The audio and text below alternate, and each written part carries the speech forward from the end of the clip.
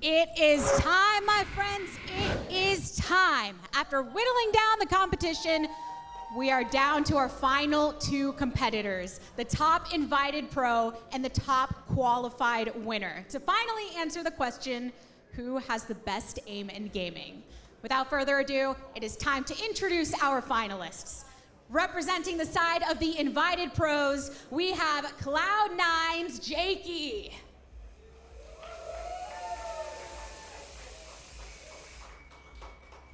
And challenging him on the stage today, it is none other than the representative of our qualified winners. We have VT Matty.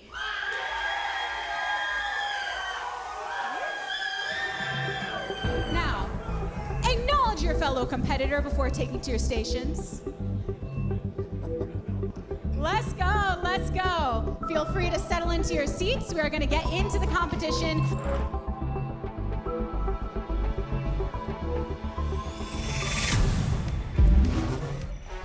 And here we go. Starting things out where it all began. Take a look at those brackets on the left and right. Once 8 players on either side, down to the best of the best in Jake and Matty. 2 attempts per task, 9 tasks in order. Starting with that jiggle switch, and no surprise, the bricks, a comeback again here on the side of the qualified winners. Yeah, the brick layout, providing that grid format, the little rulers, nice equal spacing. Helps you visually track these targets moving horizontally left and right. And this is something that not only have they done this multiple times today, but presumably going to be one of those tasks in general that they are very familiar with, whether it's from their game or something else, as attempt number 1 wraps up. And now it sounds like a lot, 18 total with 9 tasks, but each one being a minute long. It's going to go probably a lot faster than we'd expect as some of those initial scores begin to trickle in. Yeah, and if I'm Jakee here, I'm looking to score my highest here. This is a task that should be very familiar for him. Obviously, playing Valorant, it's a very, left-right, x-axis FPS. So if there's any chance to make up ground, this is it. And well, perhaps some ground to make up for attempt number 2, a bit of a disparity in the initial scores. 114K for Matty, 93K for Jakee. So you're gonna wanna have a strong performance as attempt number 2 begins right now. The jiggle switch attempt is a go. This will be the last time you see this task on screen.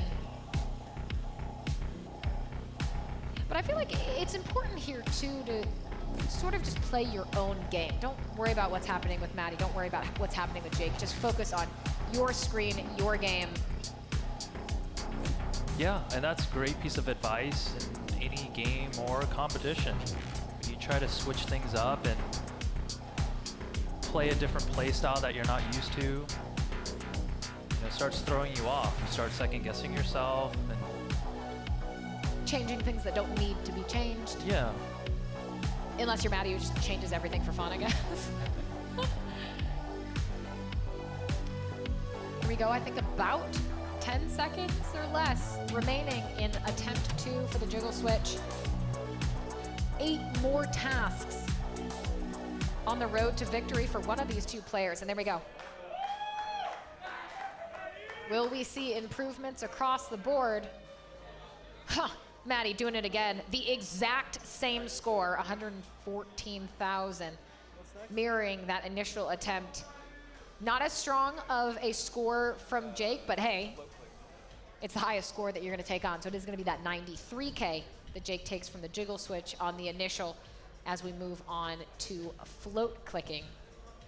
Our first of 2 attempts. And again, this does follow the order of the initial 3 rounds. So float clicking now, veer track will be after this.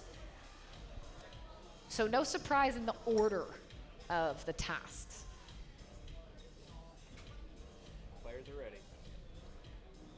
Thumbs up there from Matty. And again, just to mention, I love his neutral setup. It's not, his body's not contorted or leaned a certain way, causing some weird angles. Everything's kind of like 90-degree straight alignments, and in that case, it doesn't create weird diagonals. You know, right? If you're rotating your body kind of clockwise or counterclockwise, and you move your forearm, that shifts the whole axis and everything. So, Matty with textbook form. I mean, I think I could do that. You could do that. Just have Matty stand in for me and turn the camera off.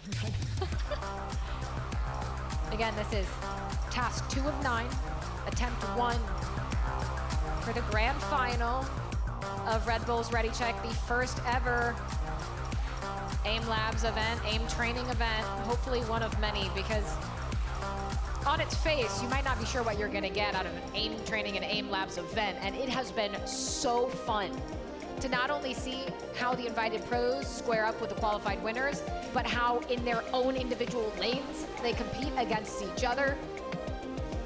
The competition, the camaraderie has been exceptional. As the first attempt of float click comes to a close, we'll wait to see. And Matty, a crisp 132K there. You asked if he was gonna try and improve on those scores. I think the answer might be yes. Let me actually go back, 132K out of Matty. If I can find the original, does beat his former score, I think just by a little, was almost 132K last time. On the side of Jake, gonna be 87K, so definitely some groundwork to make up. Doable, but gonna have to be precise, snappy, adaptable, I like to say. It's good to see from Matty. Floor, pedal to the floor, as they say, not letting up. And it's good mental practice. It's like, you know, putting yourself in that try-hard mode where your standard is 100%. And when you're used to kind of accessing that kind of mental state, it's easier to access over and over again, right? You're just like, okay, I'm gonna give it my all. You've got this switch that you can always access where, you know, this is my 100%. And capping yourself off, and you know, that's essentially how you reach your potential. Always pushing yourself, and what better way to do it than at the first event of its kind on LAN, and I don't know if it's ever good for a competitor if Matty has his arms up and is smiling. An initial score of 132K, yeah, he blows it out of the water. His best score in this specific task, 140K. Not missing a beat, not slowing down. An improvement of 2K for Jake, up to 89K. As we move on to veer tracking, the first attempt here. And I think that's really a testament to Matty as well, is that you can have a long day. You've been doing this for so long. There can be fatigue, eye strain, so many different tasks that you've gone through. And to be able to come back and not only have that consistency we've talked about, but then continue to improve upon those scores is really, really something to see. Yeah, we talked earlier when we started the tournament what the endurance factor would be like. And like I mentioned earlier, I saw an article where like chess tournament players burn like 6,000 calories because of how much mental energy they're using. And I imagine it's something like this, right? You've got just non-stop focus. You've got all your brain power focusing in hand-eye coordination, visual registration, reaction time, the nerves. I don't know if I've seen any nerves here today. It looks like everyone's pretty incredible. But here we go. This is attempt number 1 on the veer track. You remember this from way back when, at the very beginning of the event. One of our 3 tracking style tasks. It's going to be 3 switching, 3 flicking, 3 tracking. If you had to give overall difficulties to the different types, where would you rank switching versus flicking versus tracking? I would certainly put tracking as the most difficult. Flicking, well, the reason is because tracking, it requires really fast reaction speed to react to the change of direction of the targets. Whereas the flicking and switching tasks, some of them, the targets are static or they're kind of in a floating position, so they're a little bit more predictable. The tracking ones, like we see here on veer track, the target's moving constantly random directions, juking left, right.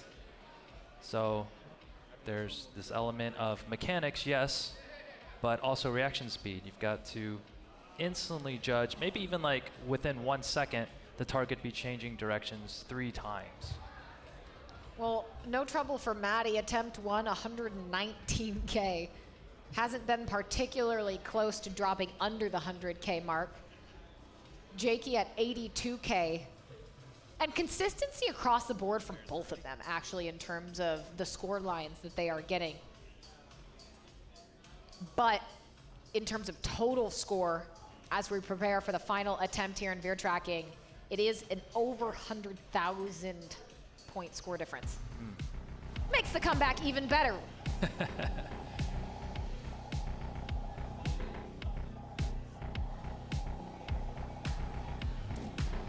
If you're just joining us now at the tail end of the Red Bull Ready Check event with Aimlabs and AOC Gaming, we are in attempt 2, the final attempt for the veer track task. That is going to be task 3 of 9 here in the gauntlet that is the final between Jake and Matty. They will have 2 attempts each task. They must do all of them in a row. No breaks, no pauses. The endurance after a long day to do 1 more push. Gonna be very impressive from both of these players. $10,000 for second place, $25,000 for first. The AOC gaming monitor. And of course, Ron, you said it, whoever ends up coming out on top, being able to call themselves the very first Red Bull Ready Check Aimlabs winner. Yeah. Bragging rights. Might even be immortalized inside Aimlabs. Ooh, Yeah. that'd be cool. There we go, take a look at those scores. Amazing improvement there for Jake. 82K on the first attempt, 92K. An improvement of 10K on that second attempt. And actually a decrease on the reverse side, 109K going down from 119K from Matty. Okay. So Jakee still not out. I mean, that's what you want, right? You can cut 10,000 off that score line. That's gonna be huge considering you're about 33% of the way through. You got 6 more tasks you need to get through. If there are continued improvements like that, you can start chipping away slowly but surely. Yeah. Yeah, and that's all Jakee can hope for.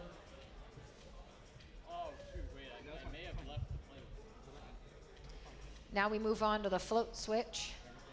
What we saw at the start of round 2, float switch followed by bounce click and then glider track will be the next 3 tasks with 2 attempts a pop. We're just about to jump into the game here.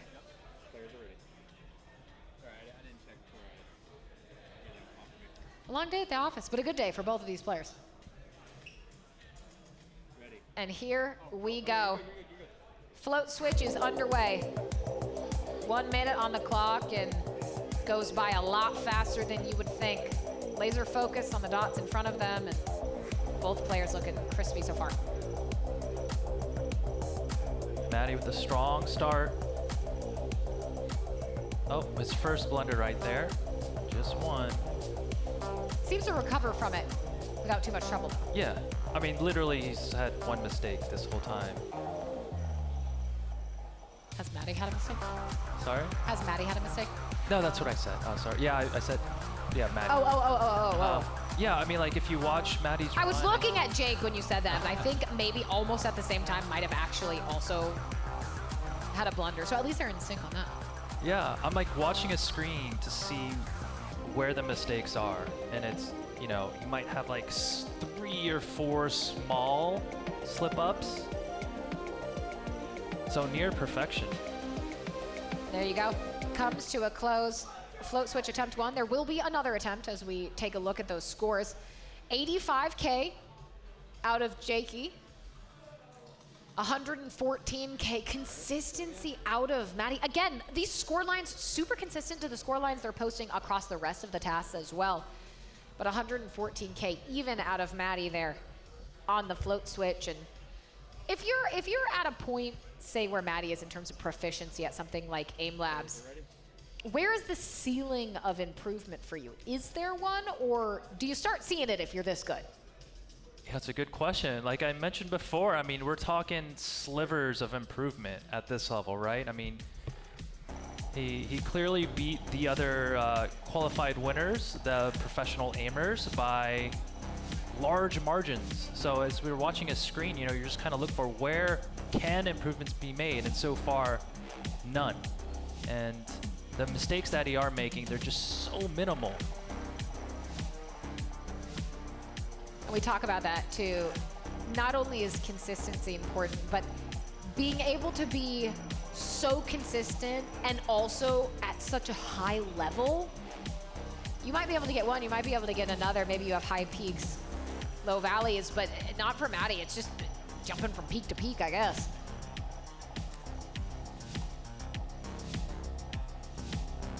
Again, this is attempt 2 on the float switch task, which is one of the switching tasks. Following this, we will have the bounce click. So we get to the final couple seconds here, whittling away, and as time is up, we'll see what those scores are. Some cheers from the crowd.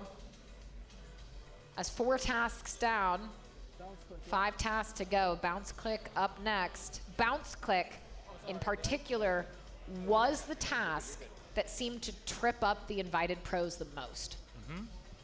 Yeah, it's an awkward trajectory. But Jakee, he's He posted the impressing me. exact same score, actually, on both of those attempts. 85.5K. Matty casually almost improving his score by 10,000. Goes from 114K on attempt 1 to 122.5K on attempt 2. Players are ready. But every task feels like a clean slate. The opportunity to get that high score, improve on your PRs. And here we go. The bounce click, attempt 1 starts now. And once these attempts are done, it will put us just over the halfway mark here at the finals. A $15,000 difference on the line here for whoever is able to take first place. Not that I think you're going to be too disappointed if you take home $10,000, but that 25K is going to look real nice. Both of these players working their way through the bounce click very well. Doesn't seem for Jake to be tripping him up too bad.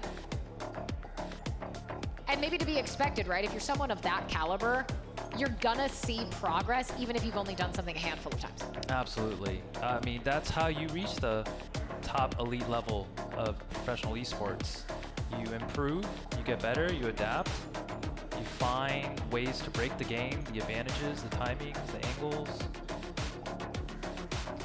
And they have an eye for that. Matty using that same cursor, that larger cursor on the bounce click that we saw way back in round 2. As those scores come in, 135.8K for Matty, 80K for Jake. Again, both very, very consistent within their score lines. What I really want to see is if Matty can break 145K, which I believe, I'll go back and try and find exactly where that was, the 145K, but it was a monster. It was one of the flicking there we go. tasks Yeah. in the semifinals. I believe the micro click, I think might have been at 145K. The score to beat, the highest score by far of any task of any player in today's tournament as we jump into attempt 2 for the bounce click. And I do like the crosshair change. Now that I think about it, back when I played Counter-Strike, on some maps, it made sense to use bigger crosshairs or smaller crosshairs depending on the range of which you were going to fight your opponents. Okay, yeah. So for long distance maps, I prefer a smaller crosshair because you have smaller heads.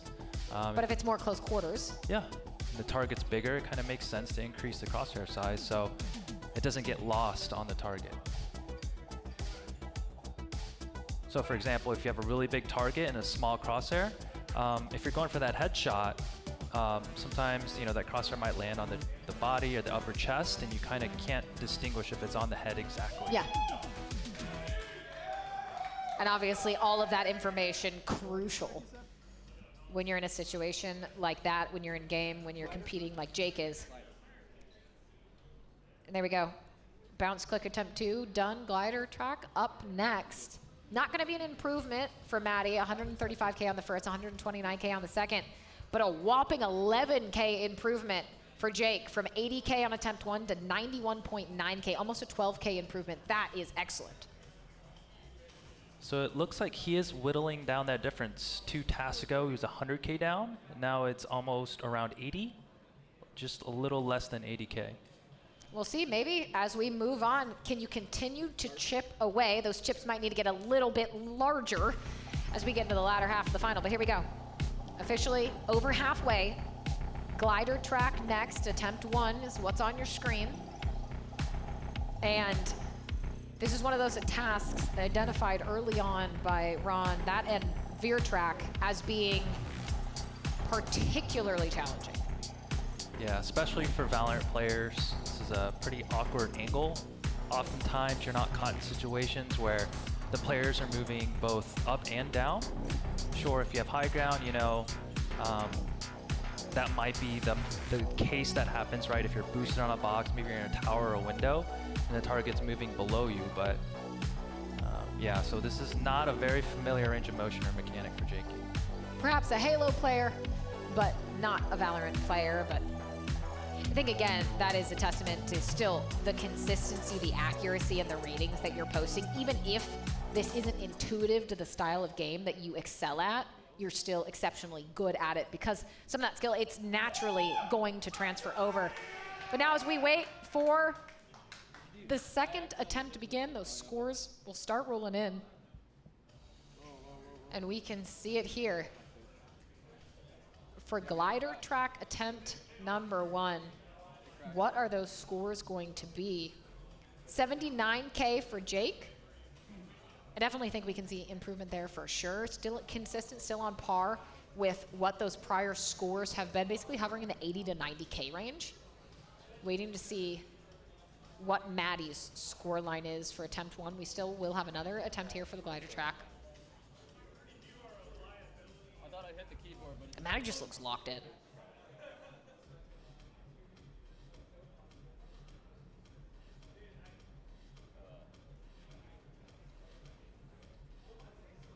Have yet to see that score line come across.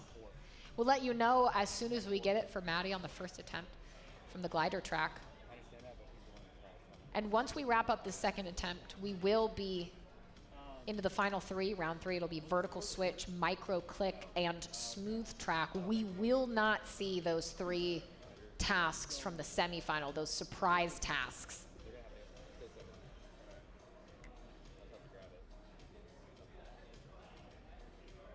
All right, looks like Matty is reloaded back into Aimlabs. All right, here we go.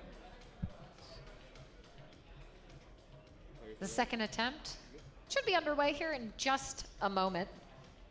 Well, as I say that, about 5 seconds for us to jump in. Attempt to glider track is underway. Right into things. And look at that smoothness out of Matty off rip, not even missing a beat. Even that snap back to the center, it felt like you saw one little micro adjustment after the initial movement, but that happens before it even spawns. And we do have an update out of Matty, 128K on the first attempt here, looking to beat 128K. Jake looking to beat 79K.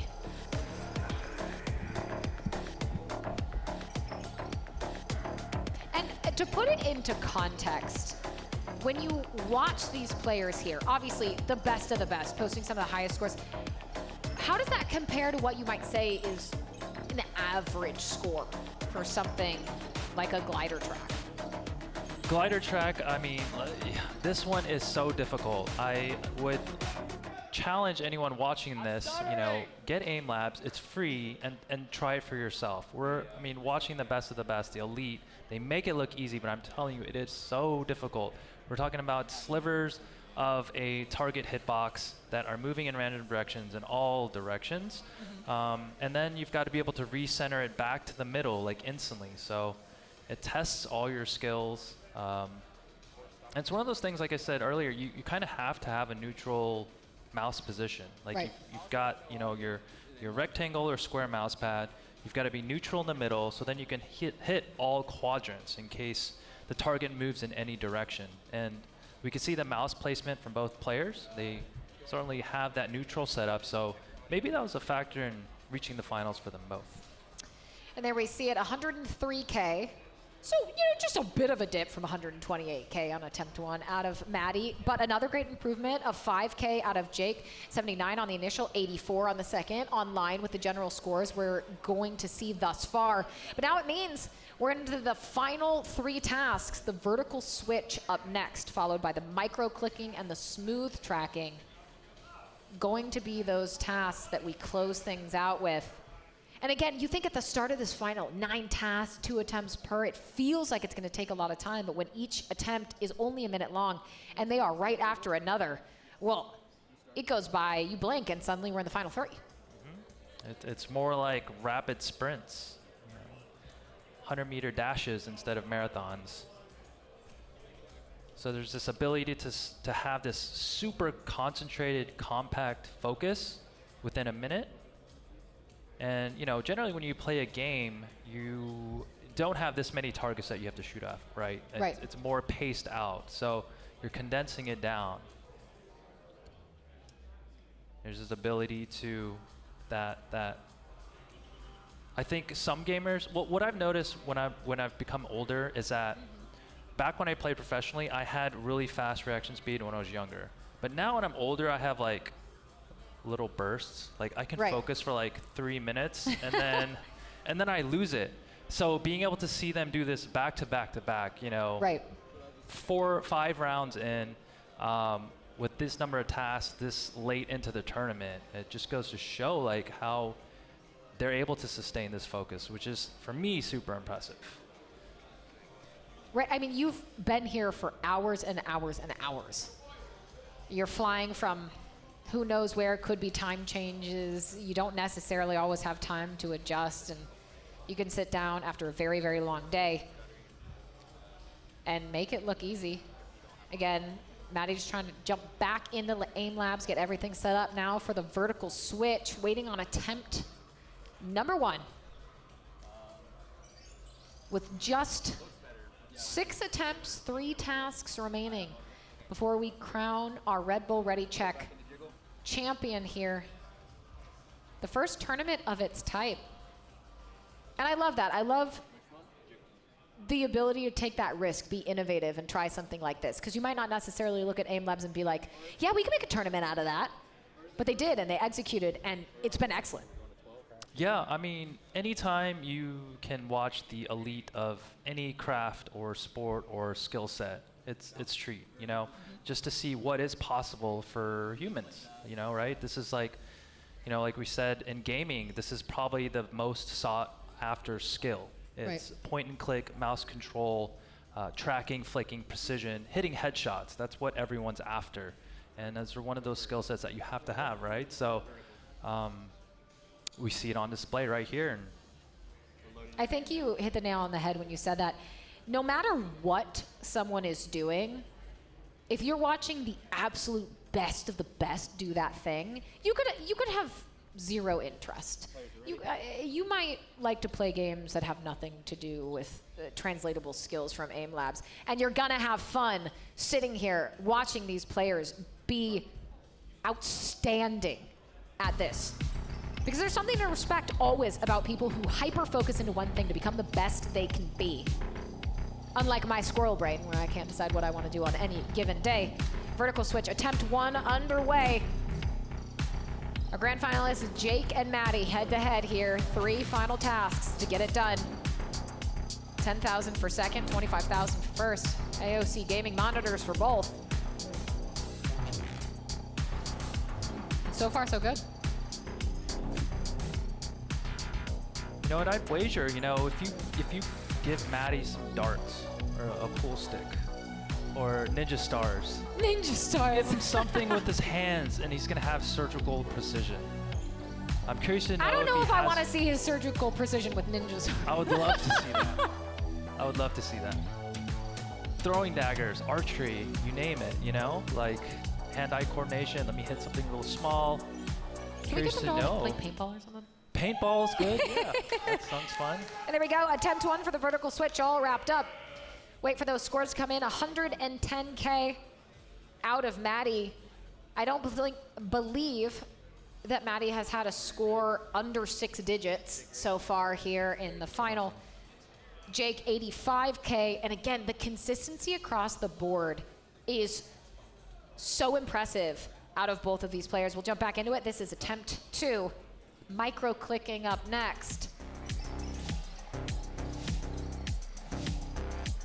What I would actually be so curious about is if you took one of these pros who are already exceptionally talented and did have them focus on something like Aimlabs the way that Matty or other aim trainers do, what ceiling they would get to and how quickly they could get there. Yeah, I mean, to have this kind of hand-eye coordination and precision and focus, like they're gonna figure it out. I don't care what you put in their hands. Like I said, they're elite level dedication and the mental focus. You know, being able to predict trajectories and I mean, usually in a game situation, you've got so many sources of information and decision making that are changing round to round, for example, in VALORANT. Whereas in something like this, you can just hyper focus on that one specific thing. Nothing else matters. You don't necessarily have to worry about someone shooting back, what rotations, what plays have they made through the last rounds. I think you could see some really, really incredible scores. The first attempt all wrapped up here. Excuse me, the second attempt, and I think this is the 3rd or 4th time Matty has posted the exact same score back-to-back, 110.5K, an improvement of about 4,000 for Jake, up to 89K, just shy of the 90,000 mark. And how many times have we said it? Constantly, Matty, consistent, especially to get the exact same score. Micro clicking up next. This was, it seemed like your favorite as we went through most of the tasks. And I think visually maybe my favorite as well. The dots aren't necessarily moving on any axis, but you gotta be able to snap between all of them. yeah, I would say if you want to try out the task, this is the one to start with, kind of create a baseline. This is the one that you use, I would say out of all the tasks, this is the one that replicates the fundamentals of aiming. Point and click, small headshot size targets. And here we go. Micro click, attempt 1 underway. A minute dwindling down quickly as both of these players look to post the top score, break PRs, maybe get some Aimlabs world records.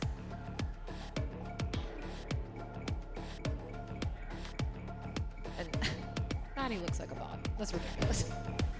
It is just so precise. And I feel like what I've seen from Matty most that's been so impressive is there's not like a stumble that interrupts that mental rhythm. It's just so smooth throughout the entire process. Yeah, I'm curious to see if he does any training with a metronome. I know that's something that people have put on, you know, like to set a pace. Oh, wow, Set kind of a standard of, okay, this is the pace that I can hit 100% at. Let me increase it by a half tick and kind of work from there. But yeah, I mean, it just looks like it's on the dot. There's just like clear pace and tempo that he's working with that matches exactly his accuracy to flick speed. Right. Well, that accuracy awarding a score of 121,000 to Matty for the first attempt. Some laughs across the board from both players. 85K from Jake. And again, the consistency throughout in all of these scores doesn't matter. The task doesn't matter if it's going from something like switching to flicking or tracking style tasks. Their ability to be consistent in those high scores remaining throughout. As we prepare for the second and final attempt of the micro click, and then our final task of the day. Smooth track just around the corner. But first, we close it out micro click. 45 seconds on the clock. Both of these players trying to beat their previous scores. For Matty, that'll be 121,000, 85,000 for Jake.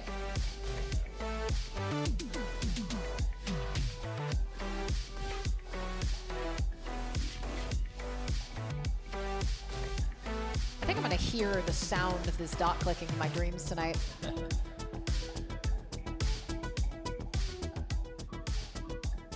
I think if you take a look at Matty's overall score, very close to 1 million. Million? Very close to 1 million. Yeah. Another day in the Aimlabs. My goodness. This is how I know I've watched this enough now for Matty. If the arms go back at the same time, Yeah. you know it's going to be a good score. Yeah. And if you ever wondered if aim trainers are worth it, this is a pretty good example of why that answer is going to be yes. Yeah, I mean, cash prizes on the line, bragging rights, and of course, it helps you in your favorite game of choice. Helps you climb the ranks, carry your teams. And here we go, smooth track underway, attempt number 1. Less than 2 minutes worth of gameplay remaining to crown our champion.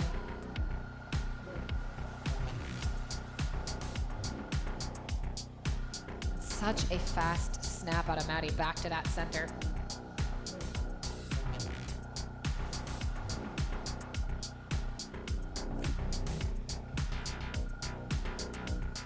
And Jake doing a great job of hovering in the mid-70s in terms of accuracy. I believe Matty is that the high 80s, mid-80s? 85%. Yeah. 15% higher than Jakee, and in his own right doing fantastic. We mentioned this earlier. This is kind of an awkward motion for Valorant players. Right. But Jakee has been playing phenomenal. He's been so consistent across all the tasks. Here we got a little bit of an arm raise. Got a little halfer. And keep in mind, the micro click was where we saw Matty's highest overall score that happened in the semifinal of 145,000. Was not broken. I think that might be where things stand as our overall highest score. But 123K in attempt 1 here for Matty. We'll wait to see what we get. 79.5K out of Jake as we jump into the final attempt of the final task of the day. Just 1 minute until we know our champion. And what a great day it has been. Now all just a formality. Matty finishing off the final round. He will be crowned the champion of the first ever Red Bull Ready check.